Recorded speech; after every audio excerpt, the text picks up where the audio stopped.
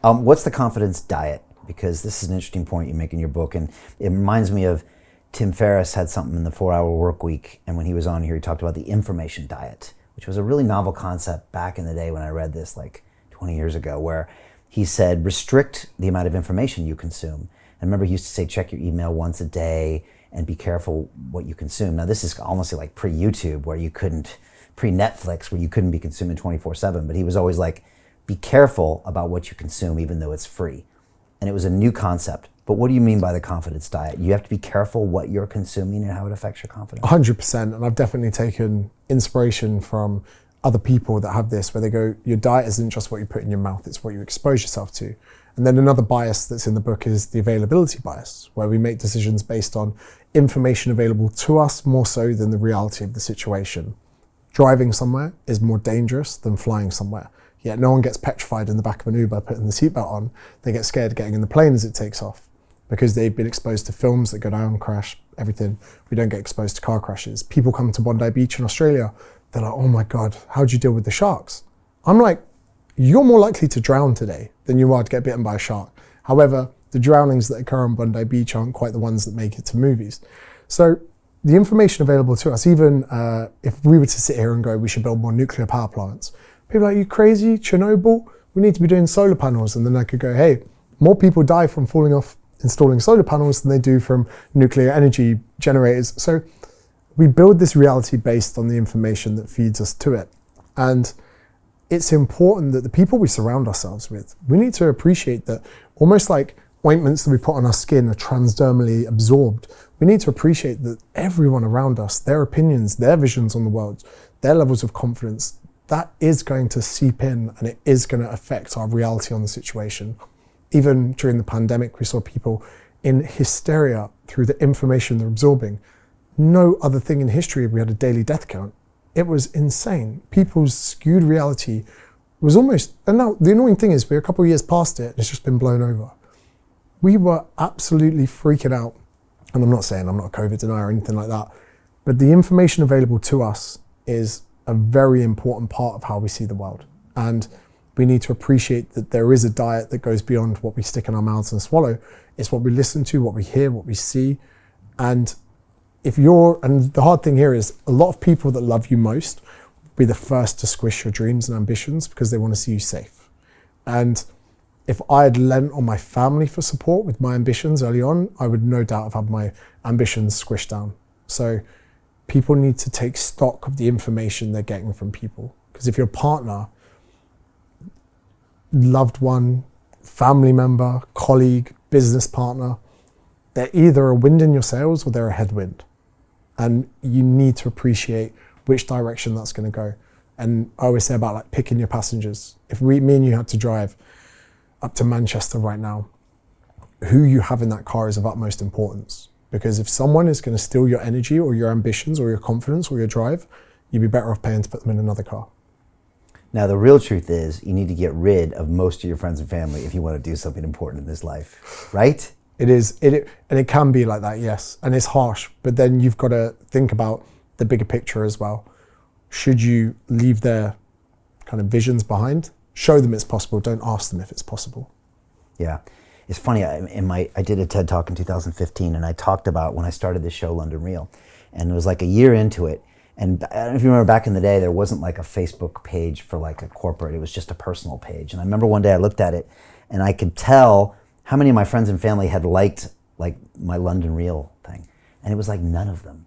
And I was like, wait a second, these people know I quit my job in the city. I'm doing this 24/7. Like this is everything to me. And I would ask some of my friends, have you watched my show? No, I'm too busy. Like, you're too busy, like click on it, you could lie to me at least, but none of my friends and family supported me. They all thought I was crazy. And at first I got upset with that. And then when I started finding the London Reelers, people that were on my vibe or frequency or something like that, then I started finding people that really liked what we were doing and were interested in psychedelics or whatever. Then I was like, okay, this is the way it's supposed to be.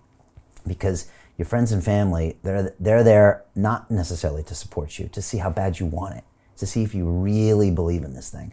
And you ultimately need to find your tribe of people out there that really are on your frequency. And if you can get through that hard part, you'll find all these people that are like, they want to support you, they want to encourage you. And then when that happens, your friends and family will say, I always knew you were going to do it, James. I always knew it. It's interesting because there is a power. If you can appreciate that person isn't going to be a wind in your sails, there is a utility to it. And for instance, I've got friends, and we were saying before that I need to take YouTube more seriously. And I think to myself, what's the level of content I want to make? And I go, I want to make videos so good that my friends watch it. They're the hardest people to convert. My friends on YouTube, who wants to catch up my day, that's the level I'm at. But also it is quite good to have some people around that just don't give a fuck about your ambitions, because you'll be like, I've got some work, and they'll be like, shut up, come on, we're going for food. And you'll be like, okay, it is quite nice in some respects. So have them not care about your world. But then you pick up the tab for dinner and they give you the little, yeah, you're doing well. Yeah, I guess it's good to have a mix there as well. But yeah, I mean, the truth is you're going to have to cut out a lot of that if you want to go somewhere. Or just not let it in your diet. Just not let it go into your mind, not let it be absorbed, and just to wear that kind of thick skin with it. Because the weight of one negative comment will outweigh 1,000. And I've tried so many things from a mental standpoint to try and even the scales with this, but it's tough. That small dig, that small criticism from that one person whose opinion doesn't really matter that much. Again, those people that don't watch our stuff, they're not contributing to your subscriber count or your views or your YouTube revenue or your paid products or those things. Yet you let that small thing they've said carry the weight of 100 people that buy into you. And it's a very difficult thing to let go of. Hey, do you want to profit from crypto? Then join my DeFi Academy. The Crypto DeFi Academy will help you create generational wealth. But don't take my word for it. Listen to my students. When I first got into crypto, I remember thinking to myself, I need to learn more. Brian Rose, learning crypto, learning DeFi, gotta do it.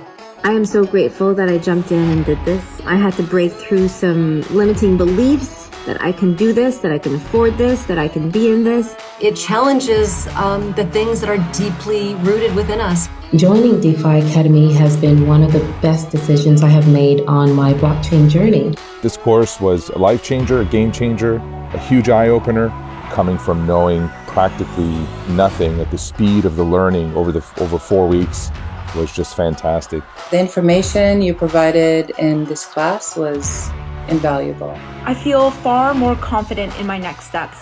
You took complex concepts and made them easier to understand.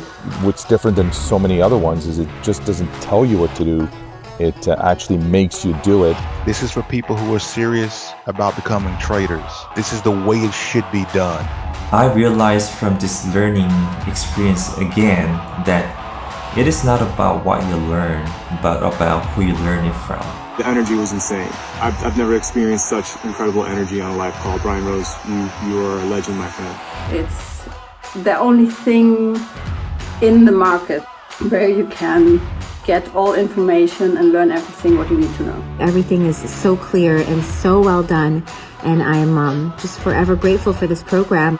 It made me feel so much more confident about crypto than I did before. I did not anticipate how passionate I was going to become about it. It's also been like a big learning experience for me, not just in the crypto space, but just in overall balance of life. What I've learned is, how to take ownership, of my life in a way that I really hadn't before. Yeah, you can't put a price on that, really. I would recommend it to anybody, top notch. Excellence does not come cheap. So if you want excellence, you got to pay for it, but it's so worth it. Pull the trigger. That's what this course is about. You're not going to regret it, really. It's amazing. Thank you, Brian and team. So what are you waiting for? Crypto is happening now. Click the link below, submit your application, and let me mentor you on how to create generational wealth and build the decentralized financial infrastructure of the future.